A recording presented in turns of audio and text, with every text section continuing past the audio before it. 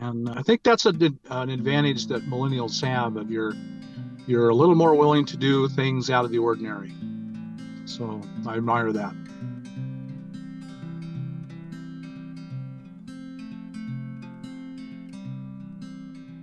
Hi, everyone. Welcome back to my next video. Today, we're continuing with remote interviews because we're still in the middle of the pandemic. It's December of 2020. And we have a real treat here today, a young millennial couple, and Lovell and Paris. Why don't you go ahead and introduce yourselves? Okay, thank you, Bob. My name is Lovell, And my name is Paris. and we are Novel Culture. Novel Culture. Yes, Excellent. and we wanted to thank you guys. Thank you, Bob, for having us on here today. Well, it's my pleasure. You have a really great YouTube channel, and I really enjoy it. Tell us about your channel. So on our channel, we are currently we're going on like 3 years now on our channel. Mhm. And we basically promote people to live in their vehicle while also being on a financial journey, because that's what our whole motive of joining van life. We were in financial trouble and we needed to get out of financial trouble, and van life was that option for us. We happen to have the van already, so we just transitioned into there. And but as soon as we started, it was mainly based on documenting our journey. And recently, we started doing videos on really helping people increase their financial literacy and achieve financial freedom. So a lot of us come to the older group of van dwellers come to van dwelling because they need, of finances, and some come because of just for the joy and the adventure of it. And so for you, I know that you were pretty deeply in debt when you first started. Was that the primary motivation, the money, or the joy and the adventure of van living, or both? I think it was both. Yeah. I think it was both. We needed an option, and even though I strongly think we could have just like anybody could have done would be just to go get another apartment or renew the existing lease. But the van, I don't know. We were looking at van life. We're like, this is the answer to our problem. And then we did the math, and she said that she only wanted us to do 3 months at the beginning. But when you do the math, 3 months is not gonna cut it. I mean, you need to. It's a commitment. So we made that commitment and not looking back. So I watched your video. No, well, when was that? How long have you been in the van? It was late April 2017. Mm-hmm. So that's when we And so moved. you've been in the van for over 3 years. Hmm. Mm-hmm. So this is not a new thing. You've been doing it, and you went in largely, partly at least, because of finances. How has that worked for you? Last year, around fall time this year, we paid off all of our debt. We were in $50,000 of debt, and we paid it all off. And now we're working our way to save more, and so that we can basically get a house one day. We're not going to do van life forever. It's just temporary until we reach that goal. So the goal was actually to move out of the van come next year, summertime, fall, summertime. But we wanted to buy the house cash. And we looked at our finances and the numbers and said, okay, we need to make a new plan.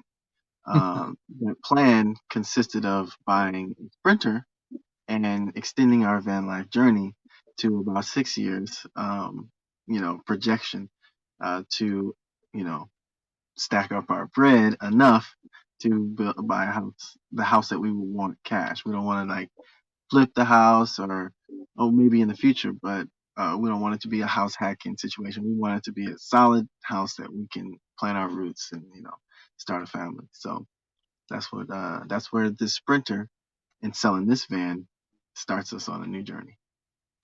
Right. So you were able to pay off $50,000 in debt. Now you're saving towards uh, paying cash outright for a house.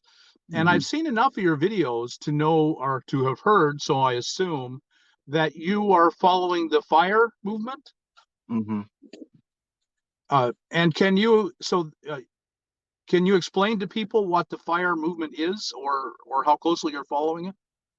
So we are not tightly, uh, following the fire community, because I know that's a separate community with separate YouTubers, etc. However, with some early financial education from Paris, we were able to, it fits too nicely.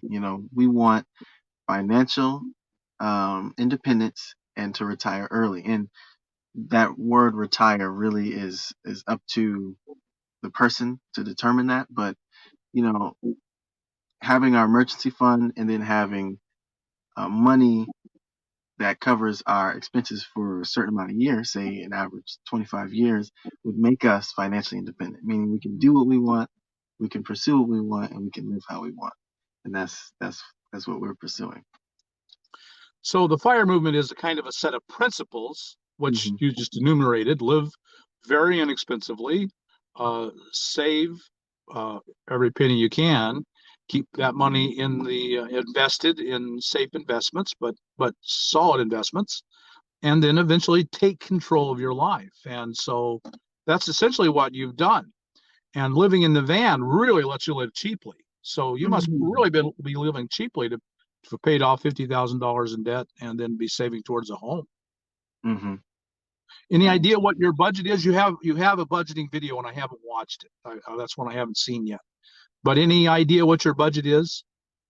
So our budget right now is about $1,200, but we know that we can cut some expenses, but we have calculated like our business expenses as well because, everybody who on YouTube, they don't make a lot of money to live off of. So we end up coming out of our pocket. But if we cut those expenses down from our business as well, we could be spending about $800 a month just to live off of, with gym memberships, saving, groceries, gas, and also putting away for emergency fund. So that is for a couple, two people, that is phenomenal. 800 a month. Yeah. I know very few single people who can live on 800 a month. So that is really phenomenal. And that's cutting it down. That's cutting it down because food is really, food is a big expense, and it's always been a struggle for us since day one to have a good diet and to make sure we're paying, especially living in San Francisco for those years. Food, it's just so much good food in San Francisco. I mean, we were so spoiled, but now that we're out here, not saying that Indiana doesn't have good food, it's just it's not inspiring to go out and buy it. When in San Francisco, it says, "Come buy me, I'm tasty." So, um, so yeah, it can get as low as 800, but food would make that number increase. Right, right. Yeah, that's very, very impressive. So you had two goals: the financial goal of moving into a van, and you've accomplished that, and well along towards your second goal. And your other goal was to kind of have adventure and fun and travel. And so, how has that gone in the last 3 years? We've seen more places we've ever saw together, and in this van. Even the military. We were both in the military. That's when we met and we got married. Just there's a lot of stuff to explore here in America. So we've driven in this van about 50 or 60. I think it was 60,000 miles around the country, and it wears on your butt, but it definitely is worth it when you finally stop that 6 or 7 hour drive, get out of the car, and now you're in a place that you never even thought that you would see. So it Right. definitely is a good experience. So you look back at the last 3 years fondly. You would say it was a good decision, not just financially, but for your enjoyment in life. Yeah, Absolutely. it definitely was a good decision. We have no regrets towards it, but it wasn't always easy. There were struggles as well. So it's like 10% bad and 90% good. Yeah, I would say it was like the the definer of our 20s, because we're about to get out of our 20s. We're about to hit the 30s, and I would say that we spent because we had our 6-year anniversary early December. So we've been together for nearly 7 years, and that's nearly all of. Actually, I was 20 when we got married. So van life most of that time, I think, was living life to the fullest. Mhm. Yeah, I agree totally. Yeah. The wisdom, financial wisdom, but just, embracing life and living it. That's you're so much braver than I was. I wish I had done it when I was younger, but I just wasn't brave enough. I just followed the tradition, and I think that's an advantage that millennials have. Of you're a little more willing to do things out of the ordinary. So I admire that. Thank you very much. Well, what would be your advice then to a young couple your age? Would you say this is something they should try, or what would be your advice to a young couple your age?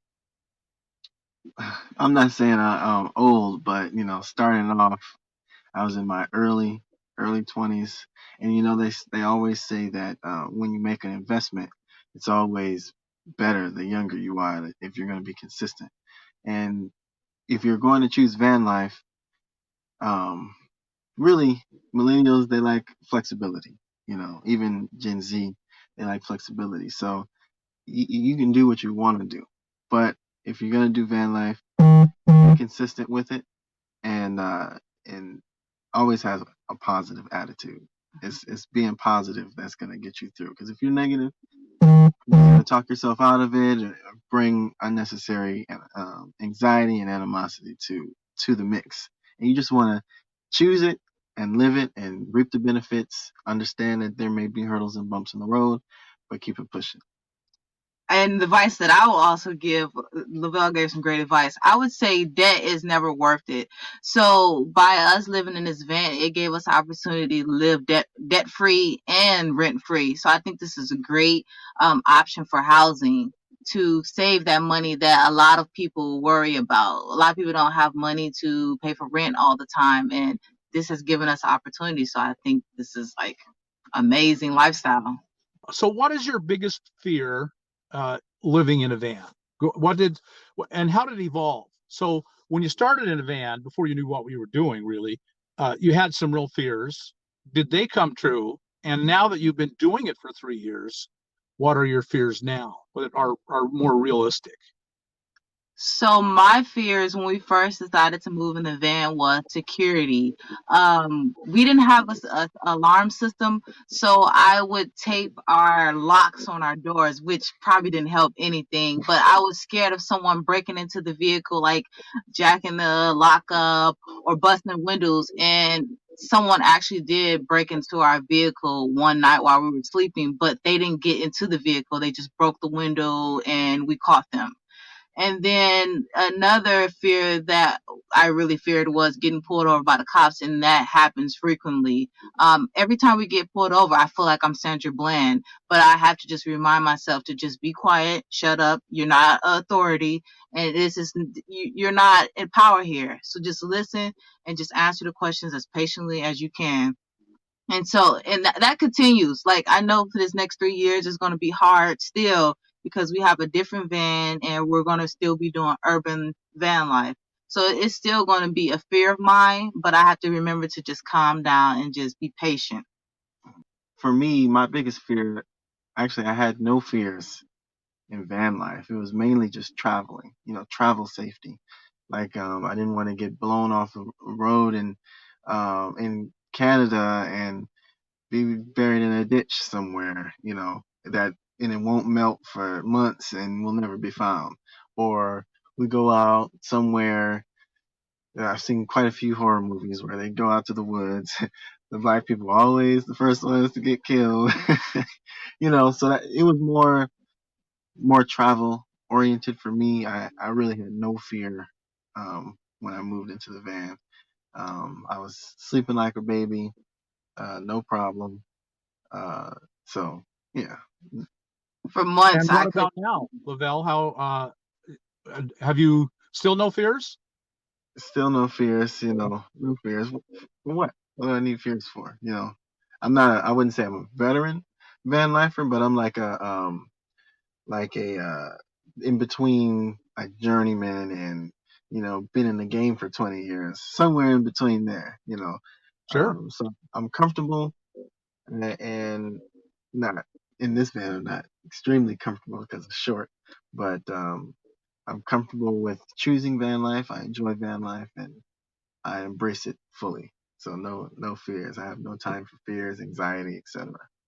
Well, Lovell and Paris, thank you so much for sharing your life and your experience with us. I think it's been a real inspiration for a lot of people. Thank you. Thank you very much, Bob. It's been a pleasure. And tell us again how people can find you on your social media. Well, check us out at www.novelculture.com. Our YouTube link is there. Our Instagram, everything is novel, like a book, and culture with a K. So Instagram is our main thing, and YouTube are also our other main thing. All three of them are our main things. So check us out. Thanks again. I really appreciate it. So, folks, I know you got something out of this video. If you did, like us on YouTube, subscribe to the channel, hit that thumbs up button, and we'll talk to you later. Thanks.